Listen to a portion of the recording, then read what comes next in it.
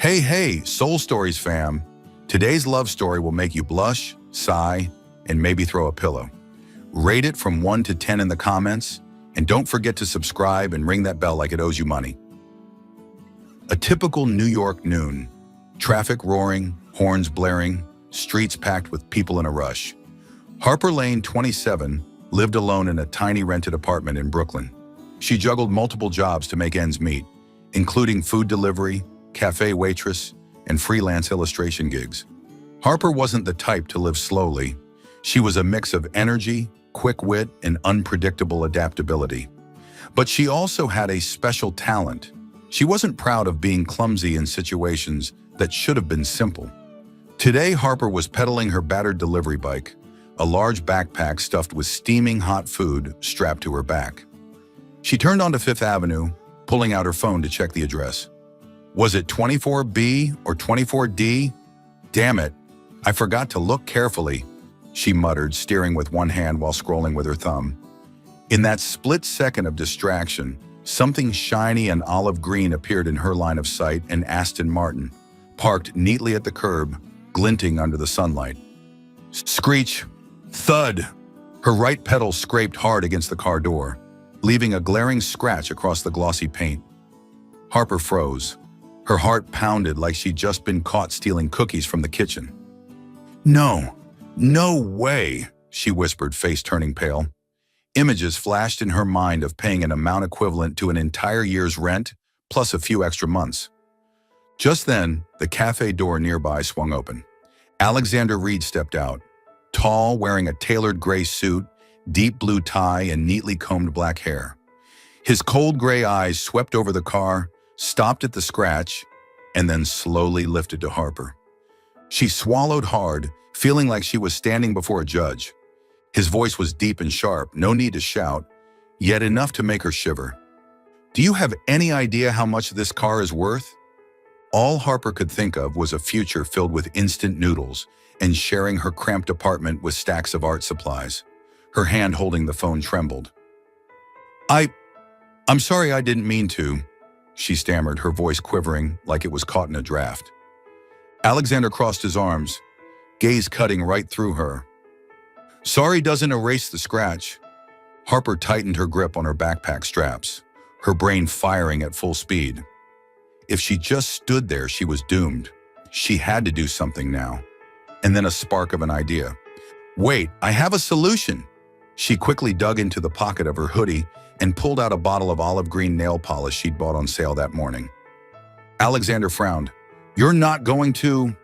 Before he could finish, Harper twisted the cap open, bent down, dabbed the polish carefully over the scratch, and blew on it. There, almost as good as new. If you don't say anything, no one will notice. You just saved yourself a few $1,000 on a paint job. Alexander stared at her, then at the scratch now camouflaged in a shade far glossier than the original. The corner of his mouth twitched not with anger, but with the beginnings of a laugh, a short, genuine one that made Harper look up in surprise. You? He shook his head, equal parts annoyed and amused. This is the first time I've seen someone fix a luxury car with nail polish. Harper exhaled in relief, seizing the moment. Yup, exclusive service, no charge. Now, if you'll excuse me, I need to deliver this food before the customer gets hungry. That might be even more dangerous than you. Alexander looked at her for another moment, his gaze less icy now, tinged with curiosity. What's your name? Harper Lane. We'll meet again, Harper Lane. That sentence sent another shiver down her spine, but this time, it wasn't just fear. There was something else, something strange, as if today's trouble and story had only just begun. Harper thought she was off the hook, but just as she turned her bike to leave, that deep voice came from behind. Wait, leave me your information. She froze on the sidewalk. Swallowing hard, she tried to find an excuse, but her mind went blank. Your name? His voice was low, steady, with no hesitation. Harper Lane, she answered, sounding like she was checking in with a strict teacher. Address, phone number. He continued, his tone more like a command than a request. Harper blinked, still not processing. What do you want it for? To send you the invoice. Just 3 words, but it was like a bucket of ice water dumped over her head. In her mind, the worst-case scenario played out. A bill for several $1,000s, her bank account sinking into a black hole, and her surviving on dry instant noodles. But I don't have that kind of money, she murmured. Alexander's expression didn't change. Then leave me your information. We'll discuss the money later. Reluctantly, Harper slid her backpack off her shoulders, dug into her hoodie pocket, and pulled out a small notebook and a pencil. Her hand trembled slightly as she wrote her name, phone number, and email address. Then, hesitating for a second, she added one more line at the bottom. I can draw too. If you'd like, I can give you a free portrait. Handing him the paper, she forced a weak smile, her optimism just barely holding on. Consider it emotional compensation. Who knows, maybe one day that drawing will be worth more than your car repair bill. Alexander glanced down at the paper. When he read the last line, one eyebrow lifted slightly, and his gaze shifted no longer angry or disdainful, but tinged with surprise and interest. Portrait? He asked, his tone still deep but softer. Yes. Harper nodded, mustering the courage to speak quickly. I'm a freelance illustrator. Not exactly a golden brush, but I promise it'll be unique and accurate.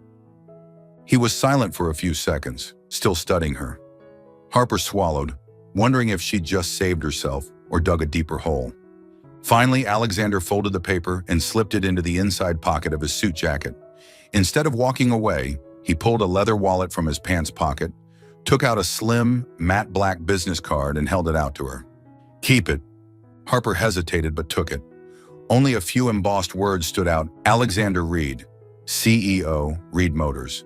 Beneath it were the showroom address and his direct contact number. She raised an eyebrow. So you own a car showroom? Alexander simply replied, more than that. The cryptic answer sent a slight shiver down her spine. She tucked the card into her hoodie pocket, tightened her backpack straps, and carefully wheeled her bike away from the Aston Martin. Before she got too far, his voice came again, calm but layered with meaning. I'll be in touch. Harper rode off, but her heart kept pounding the entire way. She felt both nervous and strangely intrigued. A man like him, with a car like that, should have called the police or yelled at her, yet instead, he handed her his card and said he'd be in touch. That evening, Harper's tiny apartment glowed with warm yellow light, the faint scent of paint and paper in the air. She sat in a wobbly wooden chair, laptop open with her comic illustration software, pencil still in hand. On the table next to a cold cup of tea lay Alexander's matte black business card. She kept glancing at it like it was a mysterious puzzle piece, unsure whether to keep it or toss it. If he actually sends me an invoice, I'm doomed, Harper muttered, sketching out a comic panel of today's events, a food delivery girl, a luxury car, and a bottle of nail polish saving the day. A sudden ping of a new email made her jump. She opened her inbox. From Alexander Reed, subject, tomorrow, message. Come to my showroom at 10 a.m. tomorrow. I have a task for you. Harper blinked repeatedly. No greeting, no thank you, no explanation, just a short, cold message, like a summons. She leaned back in her chair and laughed to herself. What is this? Invoice turned into a task? What if he makes me clean the entire lineup of cars to get back at me? But out of habit, she opened Google Maps and typed in the showroom address from the card. The location popped up in the heart of Manhattan, a gleaming, high-end glass building that looked more like an automotive museum than a dealership. A mix of worry and curiosity quickened her pulse. She knew she should refuse, but part of her wanted to see what exactly this task was. She smirked to herself. All right, Mr. Reed, let's see who's really surprised tomorrow. Little did Harper know the next morning would mark the start of a chain of strange events pulling her from the life of an ordinary food delivery girl straight into the whirlpool of a game Alexander had been setting in motion from the moment they met. The next morning, Harper stood before a gleaming glass building in the heart of Manhattan, tilting her head back to read the sign, Reed Motors. The polished facade caught the sunlight, and the luxury cars displayed just beyond the glass looked as if they were deliberately showing off. Harper tightened the straps of her backpack and sighed. Looks like a car museum. If I scratch another one, I might as well move to Alaska. Stepping inside, she was instantly awed. A vast open space, a floor so shiny it mirrored her image, and lights perfectly angled to trace every curve of the cars. One glance downward, and she could practically check her makeup in the tiles. A young receptionist in a neatly pressed black suit greeted her with a professional smile. "Good morning. You are?" "Harper Lane. I have an appointment with Alexander Reed." At the mention of the name, the receptionist's brows rose slightly. She picked up the internal phone. "Mr. Reed, Ms. Harper Lane has arrived." In less than a minute, Alexander appeared from the hallway. Gray suit, deep blue tie, his stride unhurried yet certain. Without a greeting, he gestured. "Follow me," Harper muttered inwardly. "Bet I'll be polishing cars from morning till night." Still, she followed, sneaking glances at the Aston Martins, Lamborghinis, and Ferraris lined up like royalty. Alexander led her into a small conference room. On the table were several mood boards, sample photos of a new car model, and a few preliminary design drafts. "Sit," he said curtly. Harper sat, clasping her hands together like a student awaiting her turn at the blackboard. "So, what's the task? Do I need a polishing cloth or a bottle of wax?" she asked, half joking, half testing the waters. The corner of Alexander's mouth curved slightly. "Number I want you to draw." Harper blinked. "Draw? I thought—" He cut her off. "We're preparing a promotional campaign for the new model. I want to know if your funny little brain is truly creative or just good at quick fixes." Harper grinned wryly. "You call saving your car's scratch with nail polish a quick fix? That was emergency-level creativity." Alexander tilted his head slightly, his gaze challenging. "Prove it." He slid a large sheet of paper and a box of colored markers toward her. "Theme, the new model. Time limit, 30 minutes. Surprise me. If I'm impressed, maybe I'll forget about the invoice." At that, Harper's eyes widened. Her heart sped up. Was this her chance to escape debt? The mental image of a massive invoice looming like a bomb over her head since yesterday suddenly faded a shade. Harper gripped the marker and took a deep breath. At first, she thought of drawing something sleek and elegant, but then a different idea flashed through her mind. Pure Harper, quirky and cheeky. She began sketching quickly, her strokes confident. The car's curves appeared on the page, but with outrageous upgrades. A crown perched on its roof, sunglasses on its headlights, and a wide, overly confident grin. Harper pressed her lips together to stifle a laugh as she imagined the slogan.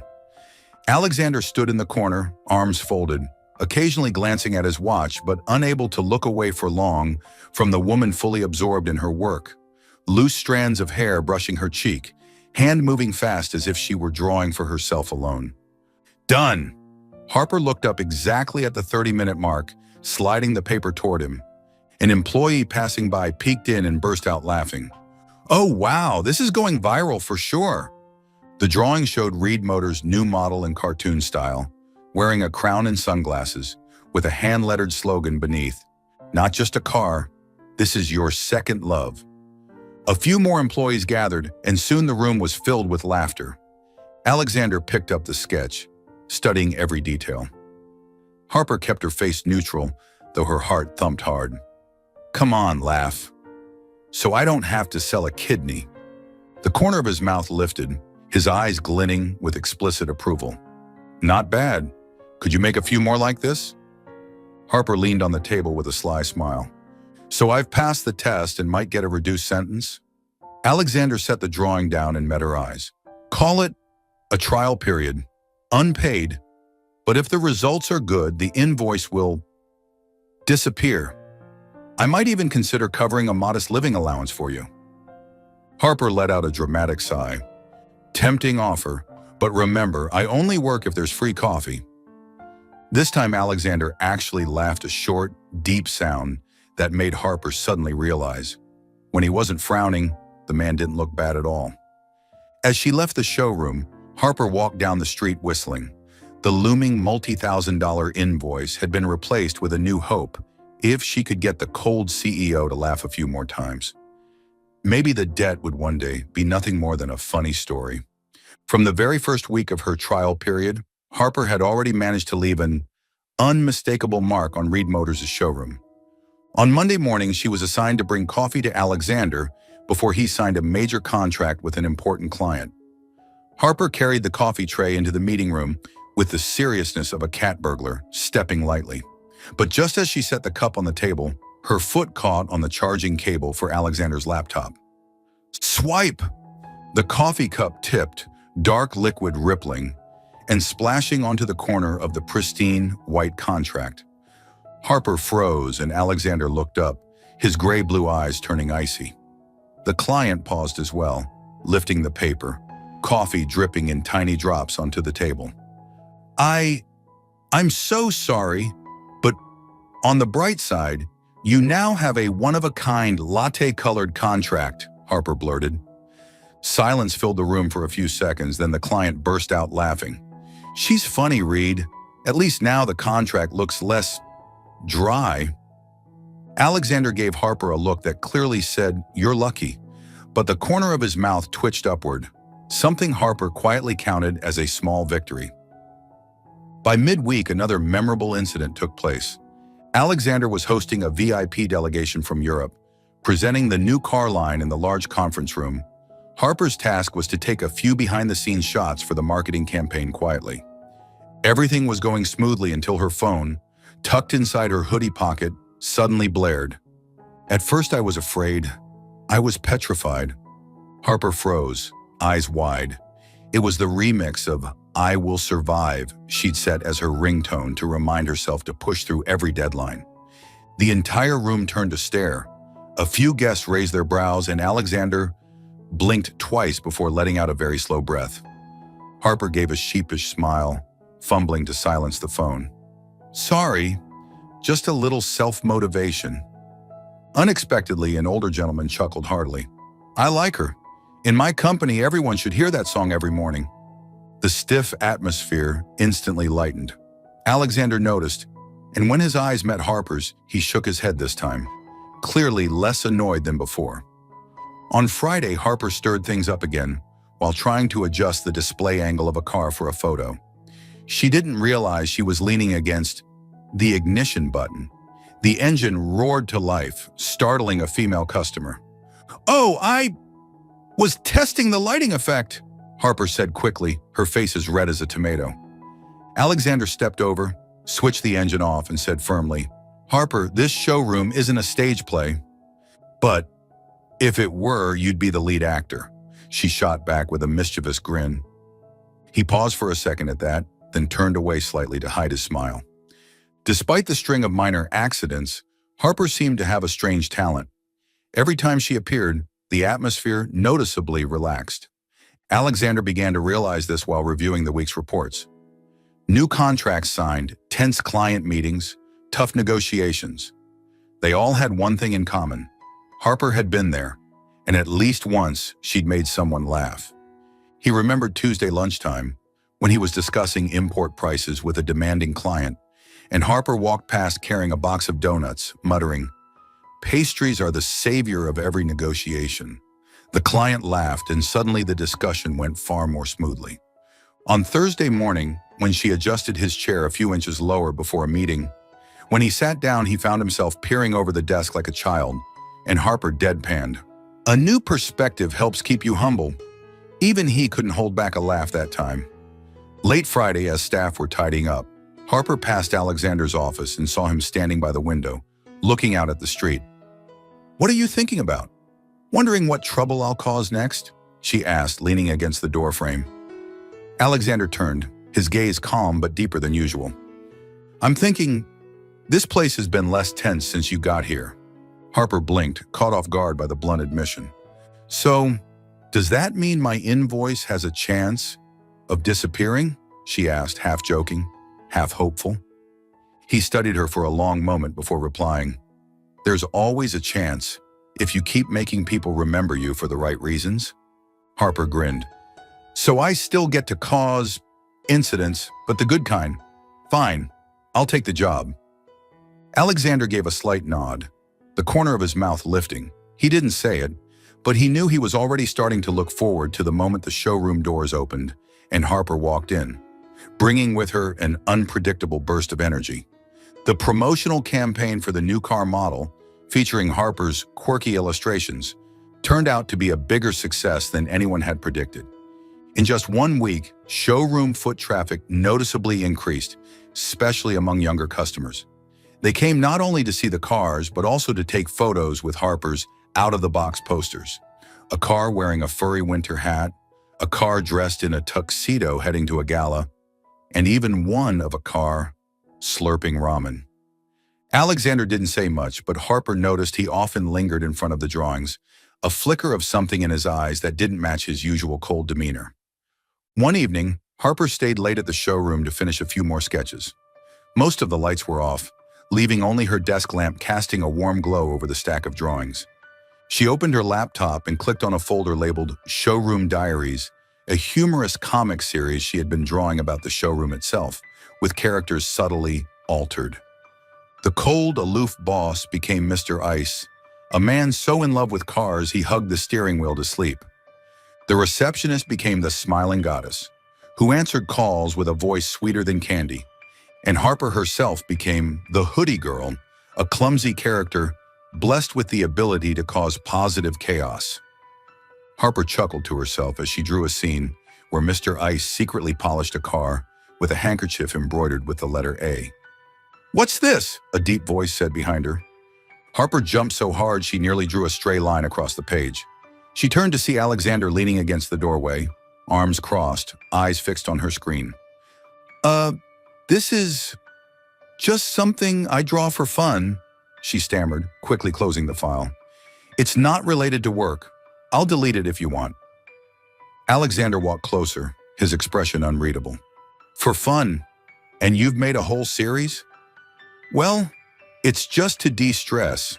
Don't get me wrong, I'm not mocking you. I just took some creative liberties," Harper said quickly, worried he'd think it was unprofessional and fire her on the spot.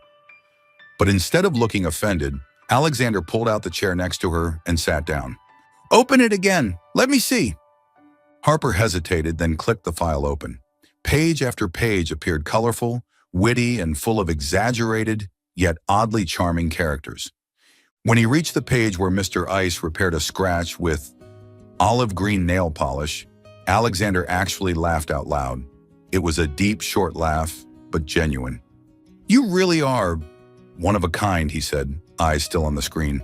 "Post this on the company's Instagram." Harper's eyes went wide. "What? This is a comic, not a serious ad." "Exactly," Alexander leaned back in his chair. "It's real, it's fun, it's approachable. The younger crowd will love it. Let them see this showroom sells more than cars, it has personality." Harper still looked unsure. "You're certain? What if people misunderstand?" "Trust me, this will be a better PR boost than any expensive ad campaign," Alexander cut in, his voice firm. 3 days later, a shortened version of Showroom Diaries appeared on Reed Motors' official Instagram. The first post racked up thousands of likes within hours. Comments flooded in. "Oh my God, this showroom is adorable. Mr. Ice equals my new crush. We need more episodes about the hoodie girl, clumsy but cute." Even auto news outlets began sharing it, calling it a clever, soft marketing move by Reed Motors.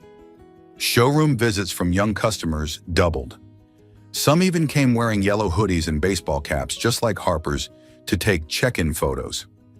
One evening, as Harper was putting up a new poster, Alexander handed her a cup of hot coffee. "Well done, hoodie girl." Harper laughed. "Did you just call me by my character's name?" "Well, it's you," Alexander shrugged. "And now the hoodie girl has brought in more contracts than all our costly ad campaigns combined." Harper took a sip of coffee, then eyed him playfully. "So, the car repair bill, we're done with that, right?" Alexander paused for a second, the corner of his mouth lifting. "Not yet. I still haven't taken the car in, so I don't know the total damage. You still owe me." Harper widened her eyes. "Meaning I have to work here until you get tired of me?" Alexander looked straight at her, something in his gaze that felt like more than just business. "Let's just say That might take a while. Harper pretended to sigh, but her lips curved upward anyway. At least now she had a perfectly good reason to stay and keep shaking things up in this showroom. On Monday morning, Harper had barely set her backpack on her desk when she saw Alexander at the reception counter, crisp white shirt tucked in, holding a stack of files as thick as a phone book. "Are you free for the next 3 days?" he asked, skipping any form of greeting. Harper raised a brow. "Is this an invitation or a kidnapping plan?" Without blinking, Alexander replied, "International Auto Conference in Miami. I need someone to capture behind the scenes for the media campaign. The media team's tied up, you're coming with me." "Wait, me? Miami? You're not worried I might knock over a display or spill coffee on an international contract?" Harper's eyes widened. "I'm definitely worried, but I'm more worried about leaving you alone in the showroom." His tone was as casual as if he were talking about changing a tire. Harper folded her arms. "And the car repair bill?" He shrugged, the corner of his mouth twitching upward. "Consider this trip part of your repayment plan." 3 hours later, Harper was at JFK Airport, still not quite believing she was about to fly business class. Stepping into the cabin, she froze, eyes wide. "Oh my gosh, this seat is the size of my entire apartment." Alexander came up behind her, sliding past with a quiet but pointed remark. "Hopefully you're not planning to sleep here for 3 days straight." Harper settled into the seat beside him and immediately found the control button. One press, and the seat slid back into a bed.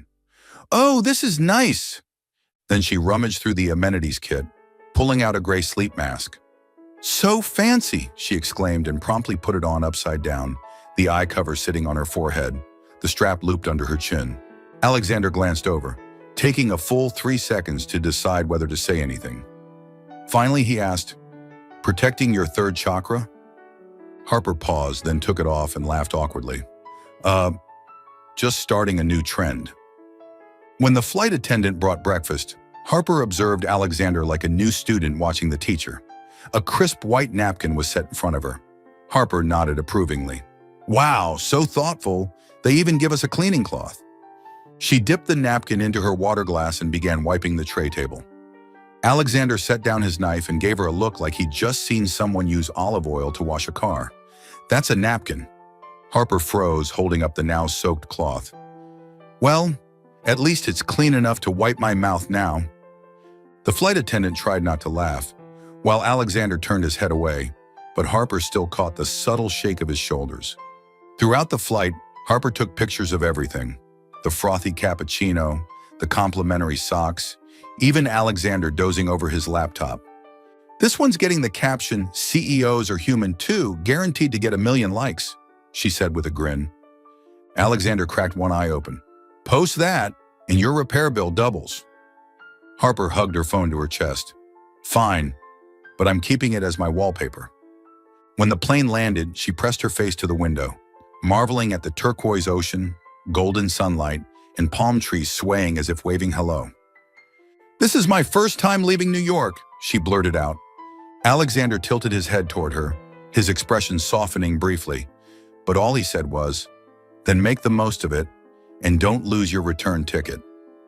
Their hotel was right on the beach, and Harper's room had a balcony facing the ocean. Stepping outside, she took a deep breath of the salty air, thinking, if paying off debt feels like this, maybe I'll ask for an extended payment plan. The next morning, Alexander emerged from his room in a light gray suit and ocean blue tie. Harper appeared with a camera around her neck, hair in a messy bun, and sunglasses covering nearly half her face. "Are you here to work or attend a costume party?" he asked. "An artist's style has to stay mysterious," Harper replied smoothly. At the conference, Harper darted around snapping shots of everything.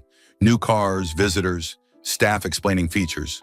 But just as Alexander was giving a live TV interview, Harper backed up for a wider angle and bumped into a display model car. Thud! The model wobbled, and Harper scrambled to steady it like it was a baby. "It's fine, fine." Alexander glanced over and gave a slight shake of his head. The strange thing was, he didn't look annoyed.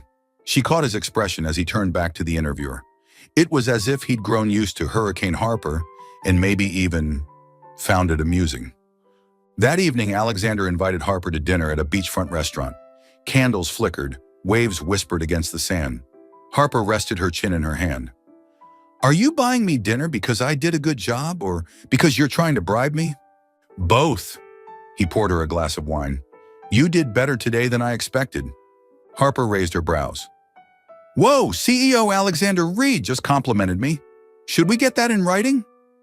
Alexander chuckled, low and genuine. Harper suddenly noticed her heart beating a little faster. At her hotel room door, she turned as if remembering something.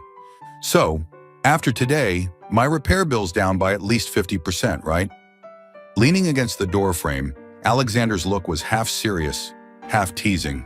Number, I still haven't taken the car in, so I don't know the full cost. You still owe me, and you'll work for me until I say otherwise. Harper gave an exaggerated sigh, but her lips curved upward. Guess I'm on my way to becoming a permanent employee. Alexander didn't answer. He just smiled and closed the door. Harper stood there for a few seconds, feeling like she wanted to laugh, and yet, oddly, feeling a little warm inside. The second day of the International Auto Conference in Miami began with a packed schedule, the unveiling of the new model, meetings with potential partners, and most importantly, a contract signing with a significant European distribution group. Alexander had prepared meticulously for this meeting, knowing the deal was worth millions. Harper, in her role as the accidental behind-the-scenes photographer, only had to capture key moments and try not to cause trouble. Remember not bumping into display models or accidentally starting an engine today, Alexander said as they entered the conference hall. Yes, boss. I'll operate like a ninja, silent, swift, leaving no trace, Harper replied. But the mischievous smile on her face made Alexander feel slightly concerned. The meeting took place in a private conference room.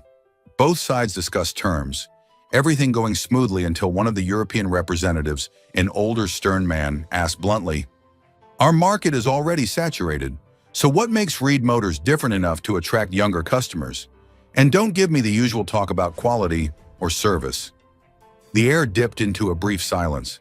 Alexander paused, ready to give a strategic analysis, when Harper, standing in the corner taking photos, suddenly spoke up. Sorry, may I answer that? All eyes turned to her. Alexander frowned slightly but didn't stop her, perhaps curious to see what she'd say.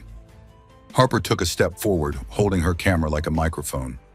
Reed Motors is different because our cars aren't just vehicles.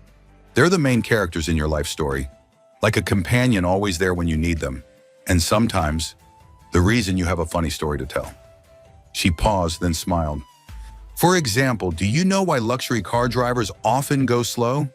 Because they want everyone to have enough time to notice the logo on the back. The room erupted in laughter, even from the stern representative. Harper went on.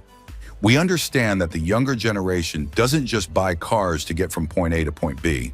They buy them to make memories, to tell stories, to post on Instagram. Reed Motors sells cars with personality, and that personality stays with them? The mood in the room instantly lightened. The representative chuckled, nodding. An interesting answer. I like the way you see it. Alexander smoothly followed up, presenting data and detailed marketing plans. By the end, both sides shook hands and signed the contract. As people filtered out, Alexander approached Harper, who was crouched down adjusting her lens, utterly unfazed by the fact she'd just salvaged a multi-million-dollar deal. You know you just blew up my entire presentation script, right? His tone was low but not cold. Harper looked up and winked. Yeah, but I blew it up in the right direction, didn't I? Alexander paused for a few seconds, then nodded. Yes, and I couldn't have come up with a better answer at that moment. I just do what I'm good at, making people laugh and remember, Harper said with a grin. With the contract sealed, Alexander surprised her. Let's get lunch. Consider it a reward. They chose a small beachfront cafe. Harper ordered a burger with fries. Alexander went for a tuna salad. Didn't expect you to eat so healthy, Harper commented, biting into a fry. When you run a company, you need a clear head, Alexander replied. And I need energy to think up my next stunt, Harper said with a playful wink. He shook his head, but the faint curve of his lips was becoming something Harper recognized as Alexander's version of a smile. That afternoon, they visited the vintage car exhibition, an event outside Reed Motors' official schedule. Harper eagerly photographed every detail: wooden steering wheels, worn leather seats, classic logos. While she crouched to capture a wheel's angle, Alexander asked from behind, "You really like this stuff?" "Love it," Harper replied. "Every scratch, every patch of faded paint has its own story, just like people." His gaze lingered on her for a moment. For the first time, Alexander saw Harper as more than a clumsy, quick-witted distraction. She was someone who looked deeper at things. That evening, instead of a fancy restaurant, Harper dragged him to the seaside night market. She led him through rows of street food stalls, sampling everything from tacos to coconut ice cream. "Ever had coconut ice cream?" Harper asked, handing him a spoon. He tasted it, nodding slightly. "Not bad." "Not bad? This is the masterpiece of tropical cuisine," Harper declared before finishing the rest herself. Alexander only shook his head, but his gaze on her was no longer cool observation. It was as if he was quietly enjoying the moment. Walking back to the hotel along the beach, the salty breeze and rhythmic waves wrapped around them. "Thank you for today," Alexander said suddenly. Harper blinked. "Thank me? For saving the contract or for dragging you to eat coconut ice cream?" "Both, but mostly for reminding me that sometimes being genuine and funny is more persuasive than any long presentation." Harper smiled. "So I get 10% off my repair bill?" Alexander chuckled softly. "Number. But you're getting closer to the point where I might consider it." They kept walking without another word, but the space between them, literally and figuratively, felt much smaller than it had that morning. Still following the story? If this story found you outside of Soul Stories, we invite you home, to where every touching tale begins with truth, hope, and heart. On the last morning in Miami, Harper woke earlier than usual. She planned to head down to the hotel lobby for a few early shots of the beach while the sunlight was still gentle, then grab a coffee to enjoy on her balcony. As the elevator doors slid open at the lobby, Harper caught a familiar low voice coming from a secluded corner near the bar.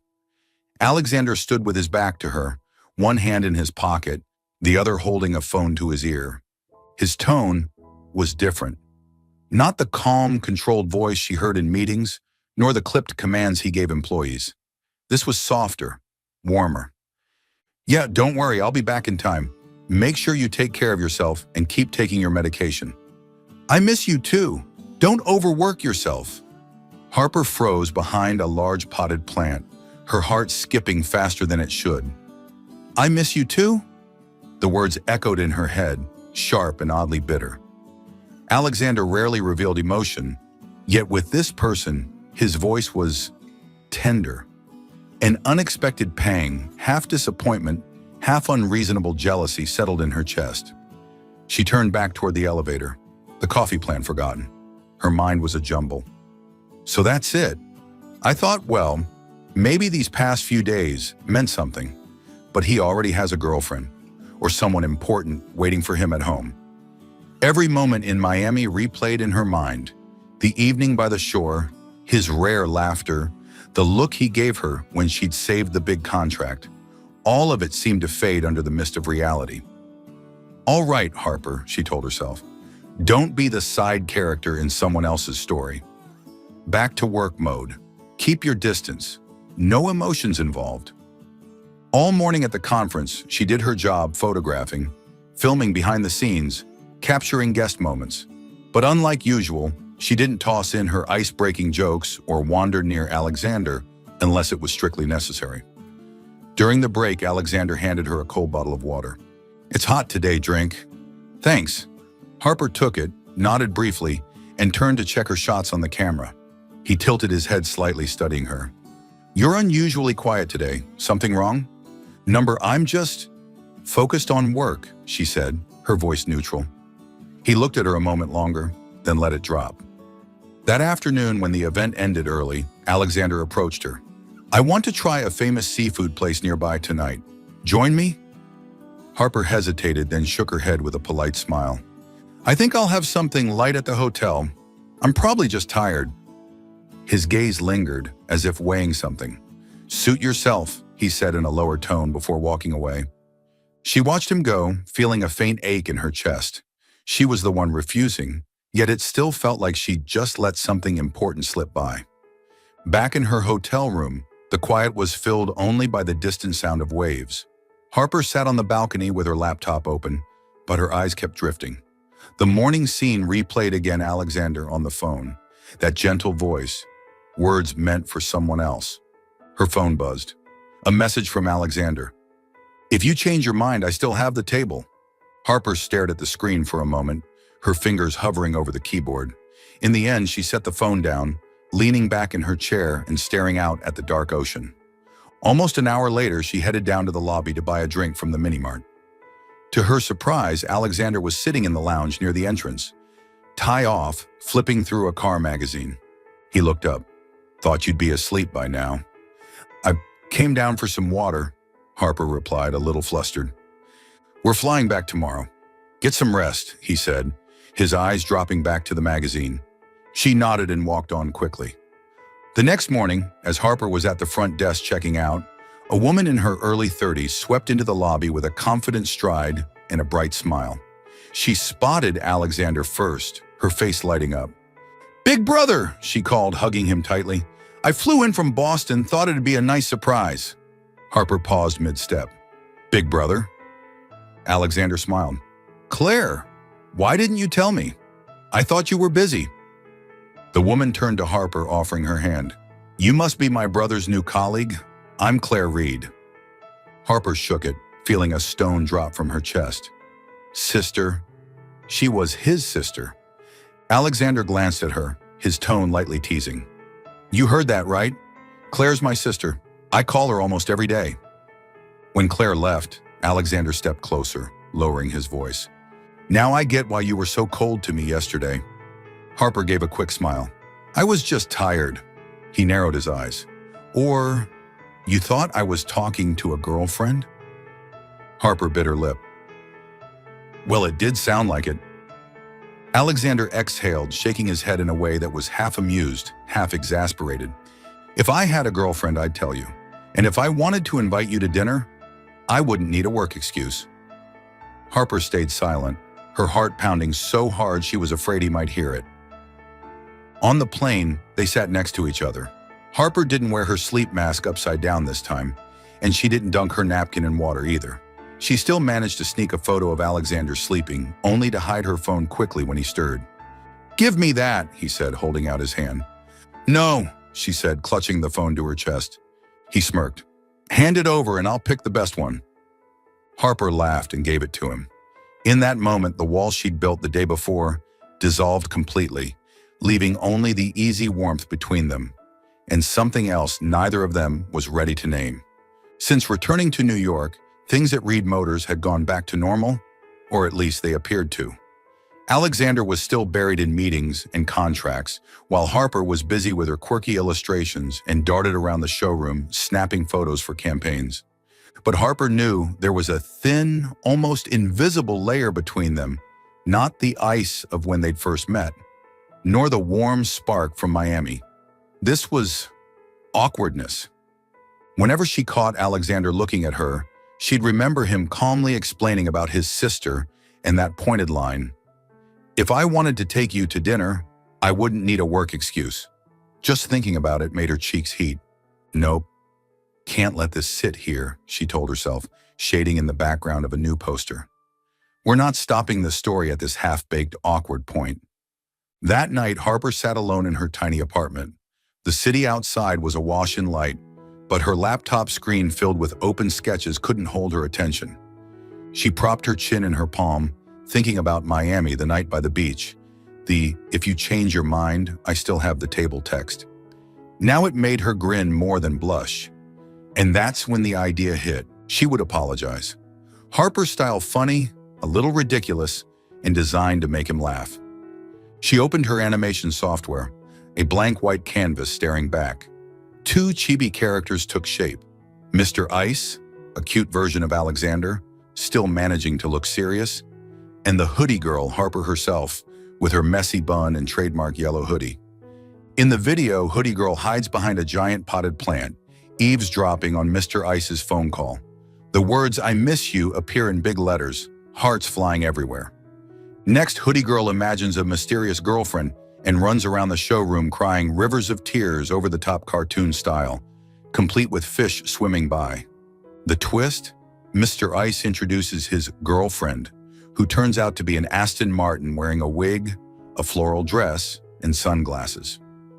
Text appears, "Sorry for accusing my boss," and his four-wheeled girlfriend. She added light jazz, sound effects, sneaky footsteps, a long ooh when Hoodie Girl discovers the truth, and the engine rev standing in for the girlfriend's hello.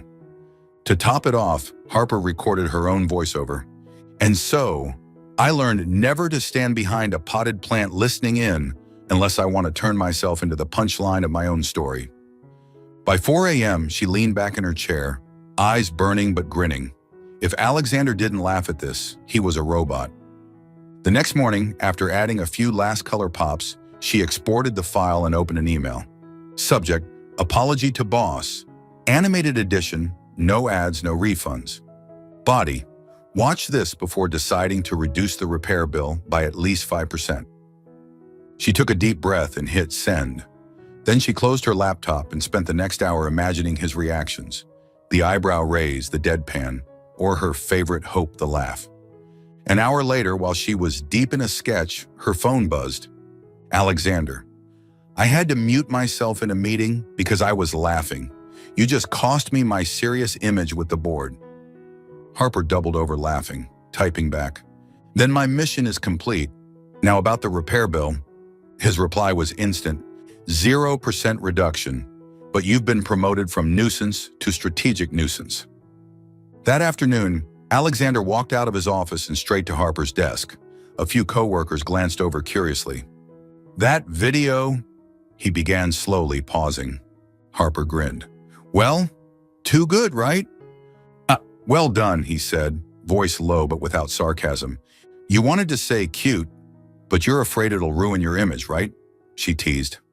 "I don't use that word," he replied evenly. "But you're thinking it," she shot back, eyes sparkling. He didn't confirm, but Harper saw the subtle twitch at the corner of his mouth, that telltale sign he was hiding a smile. Before closing time, Alexander surprised her. "Coffee? Consider it. Returning the favor for your Harper-style apology." Harper feigned caution. "If this is revenge for drawing you in a dress, I'm not going. Number, I know a little place. Quiet, best cappuccino in the city." The cafe was tucked in a cobblestone alley, all red brick and warm yellow lights. Harper picked a seat by the window. Alexander ordered a mocha for her and a cappuccino for himself. "So, that video took you how long?" he asked as he set her cup down. 4.5 hours, including time spent laughing like a maniac," Harper said, sipping her mocha.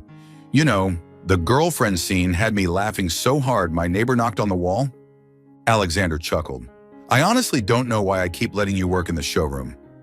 Because deep down, you know you need someone who'll make you laugh, especially when you don't want to," Harper said, winking.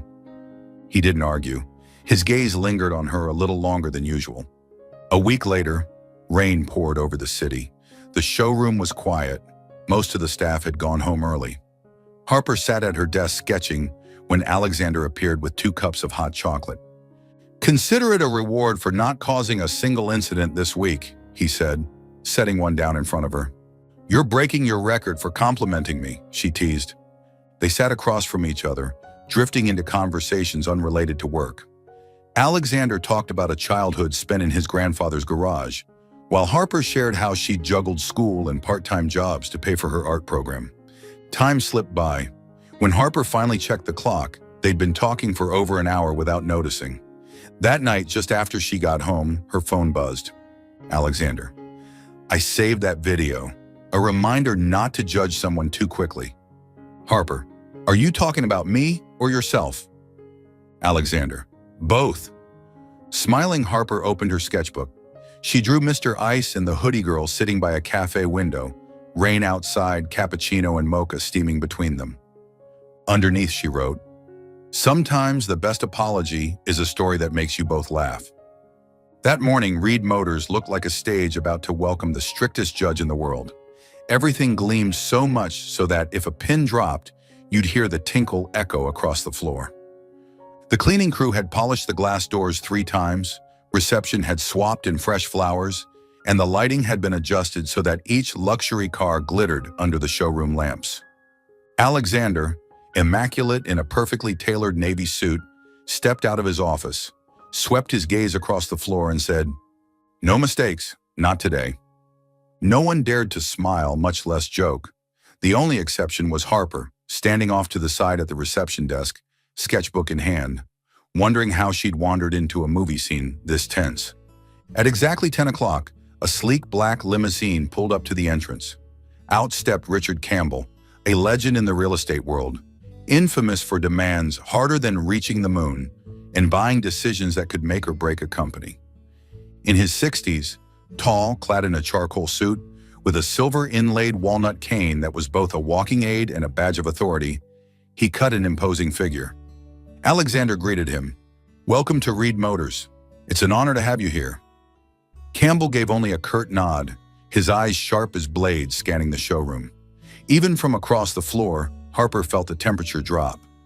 After half an hour of looking over the cars, Campbell stopped in front of a midnight blue Aston Martin DBS. Beautiful, solid engine, refined interior. He nodded, then added casually, "But I want something one of a kind. A gift that makes this car mine and mine alone. If not, I'll look elsewhere." The air froze. Every staff member glanced at one another, then at Alexander. Harper's heart rate spiked. This was a multi-million-dollar deal. Losing it would be a blow felt across the entire team. She bit her lip, then before she could stop herself, stepped forward. "Mr. Campbell, what if I painted a portrait for you directly on the hood using special automotive paint? A true one-of-a-kind artwork no one else would have." Alexander shot her, "Are you insane? Look." Campbell raised a brow, intrigued. "You paint?" Harper swallowed. "Yes, I promise not to damage the original finish, and it would turn your car into your personal statement piece." A pause, then he nodded. "Do it. 1 hour." Yes, sir," Harper blurted, her brain catching up to the consequences a beat too late. Alexander pulled her aside, voice low. "You do realize if you mess this up—" "I know, but if we don't try, the deal's gone anyway. I've painted helmets, fridges, mugs. This is just the same thing, only way more expensive." Her palms were already damp. He held her gaze for a long moment, weighing his options. Finally, he sighed. "Fine, but if you ruin it, you're working here until you're 80. Harper didn't even know why she was doing this, but she spread a protective sheet around the car's hood, opened the special paints she always carried for street murals, and got to work. The room fell silent. The only sounds were the brush whispering against the surface and the steady tick of the wall clock. Every stroke was a choice. There was no undo button. Light glared off the hood, forcing her to squint. A bead of sweat slid down her temple, which she wiped with her sleeve. Alexander stood a few meters away, arms folded, eyes locked on her every move. The rest of the staff didn't even breathe too loudly. 30 minutes in, Campbell's face began to emerge on the metal. Harper was so focused she didn't hear his footsteps until he was right behind her. "Continue," he said, and Harper thought she caught a trace of a smile in his voice. Her wrist ached, her pulse pounded. "Don't slip! Don't slip!" Alexander came closer, handing her a bottle of water. "Drink. Don't pass out on me now." She took a quick sip, inhaled deeply, and kept going. With 10 minutes left, she moved on to the colors deep blue for the background, gold for the trim, and a rich burgundy for accents. The brush moved quickly but with precision. Sweat soaked the back of her hoodie. Every time she switched paint pots, the clink of the lids sounded like drum beats in everyone's chest. A receptionist whispered, "It's like watching the finals of MasterChef, except the main course is a $500,000 hood." Harper laid down the last stroke, exhaling like she'd just finished a marathon. Her hand trembled slightly as she set the brush aside. The finished piece was a pop art portrait of Campbell, eyes brimming with confidence, his career's signature skyscraper behind him, blending seamlessly into the car's midnight blue. as though it had always belonged there. Silence. Campbell stepped forward, studied it for a few moments, then laughed heartily. Brilliant! Young lady, you've made this car mine and mine alone. A collective exhale swept the room. Some staff nearly clapped but held back out of decorum. Alexander smiled, a real one Harper had rarely seen. Campbell turned to him. Keep the painting, I'm buying the car. Draw up the contract. As the paperwork was printed, the buzz of relief filled the air. When the final signature was in place, Alexander shook Campbell's hand, his gaze flicking to Harper with a silent, well done. Campbell stopped by her on the way out. You're talented, I love it.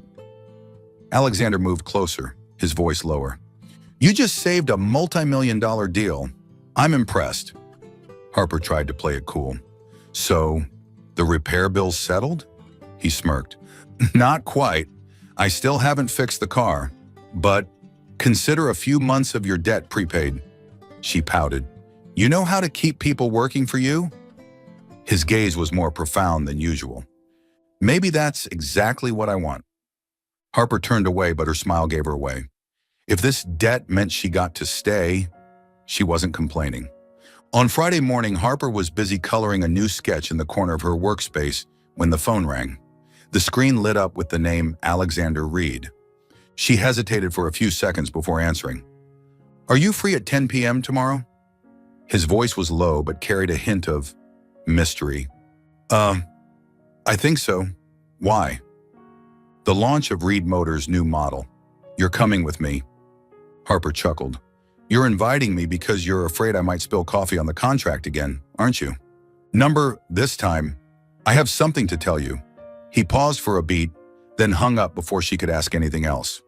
The next day, Harper was restless. This was the first time she'd attended such a high-end event. After rummaging through her closet, she chose a simple but flattering black dress, pairing it with the only pair of high heels that didn't make her look like she was practicing tightrope walking. When Alexander's limousine stopped in front of her place, Harper stepped out, nearly twisting her ankle when the wind blew her hair across her face. Alexander got out, opened the car door for her, his eyes scanning her from head to toe. You look better in black than I imagined. Thanks, I'll take that as a compliment. Harper smiled, though her heart was beating faster. The car launch was held at a five-star hotel in the city center. From the moment she stepped into the lobby, Harper was overwhelmed by the golden lights reflecting off the crystal ceiling, the perfectly tailored suits, and the constant clinking of champagne glasses. Don't be nervous, just stay beside me, Alexander leaned in and said quietly. If I'm nervous, it's because of you, Harper replied, quickening her pace to keep up. Camera flashes went off as they entered the ballroom. Harper caught whispers behind her. Who's that? She's not from the auto industry. Alexander led her toward the stage, where a new supercar sat in the center under a red cover. After a brief introduction from the MC, he was invited up to speak. Harper stood below, trying to stay calm under dozens of lenses. But instead of immediately talking about the car, Alexander began telling a story. A few months ago, I had a rather interesting incident. My Aston Martin got a minor scratch right in front of a cafe, and the culprit is standing right down there. He pointed toward Harper. Everyone turned to look. Harper froze, eyes wide, and was about to step back when a female staff member stopped her. Just stay right there. Alexander signaled for an assistant to bring out a large frame canvas. He turned back to the audience. Today, before introducing our new model, I'd like to share a special gift for the person who made me realize that sometimes a scratch can be the start of something good. The cover was pulled down. Harper held her breath. It was a painting Alexander had done himself, capturing her shocked expression as she stood next to the scratch car, holding a bottle of moss green nail polish. The brushwork was so vivid that Harper could almost hear her voice from that day. See? Almost good as new. The ballroom erupted in laughter. Harper covered her face, torn between embarrassment and being deeply moved. Alexander looked straight at her, his voice low but warm. If you hadn't scratched my car that day, I wouldn't have met the person who makes my life happier every single day. The murmurs died down instantly. All she could hear was the pounding of her own heart. She couldn't believe this usually cold, composed man was saying this in front of hundreds of guests. He stepped down from the stage, walked straight to her, and stopped just one step away. "Harper, I'm not good at romantic gestures, but I do know I want you by my side, not just at the showroom, but for the rest of my life." She swallowed hard, torn between laughing and crying. "You're confessing in front of the international press, Alexander Reed. That's exactly why I can't take it back." He smiled lightly, rare and utterly sincere. Harper looked up, the stage lights reflected in her eyes like tiny sparks. "If I say yes, will you erase my repair bill?" Alexander chuckled, stepped closer and whispered, "I'll erase all of it, but I'll add another contract, a lifetime one." Applause burst out like fireworks. Harper laughed in the middle of it and nodded. Alexander took her hand and led her back to the stage. The quick-witted MC announced, "And here, ladies and gentlemen, not only do we have the launch of a new car, but also the start of a new love story." The whole ballroom laughed. Harper shot him a side glance. "You just turned me into part of your PR campaign." "Exactly, and this will be Reed Motors' longest-running campaign," Alexander replied, eyes never leaving hers. Leaving the car launch, Harper still felt like everything had been a dream. She, the girl who had once accidentally scratched her boss's car, was now walking side by side with him out of a five-star hotel under the curious glances and polite farewells of the guests. Alexander opened the car door for her. Harper slid into the seat, her fingers quietly reaching for the miniature frame painting he'd placed in the back seat. The artwork of that fateful scratch made her lips curl into an involuntary smile. "Not tired of looking at it yet?" Alexander asked as he started the engine. "Nope, because it's beautiful and funny," Harper replied, still keeping her eyes on it. "I thought you'd say, because it captures the most important moment of my life." Harper turned toward him, raising an eyebrow. "Are you hinting that I should be touched?" Alexander just smiled, saying nothing, though his grip on the steering wheel tightened slightly. They didn't head straight home. Instead, Alexander unexpectedly turned onto a small road that led up a hill, offering a panoramic view of the city glowing below.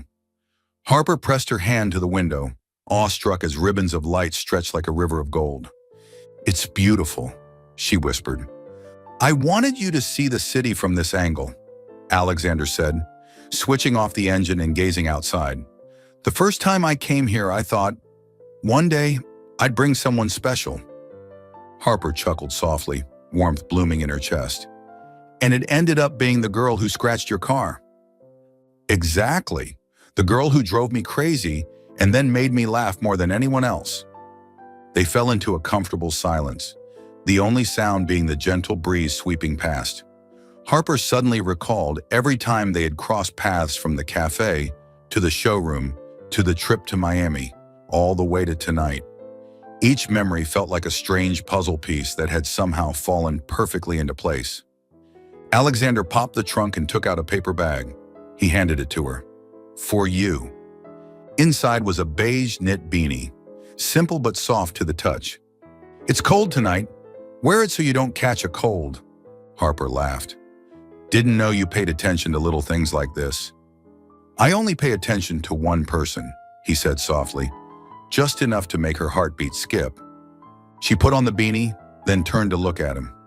"You know, if you had confessed at the showroom, I probably would have thought you were joking. But at the car launch, in front of so many people, I couldn't imagine you not being serious."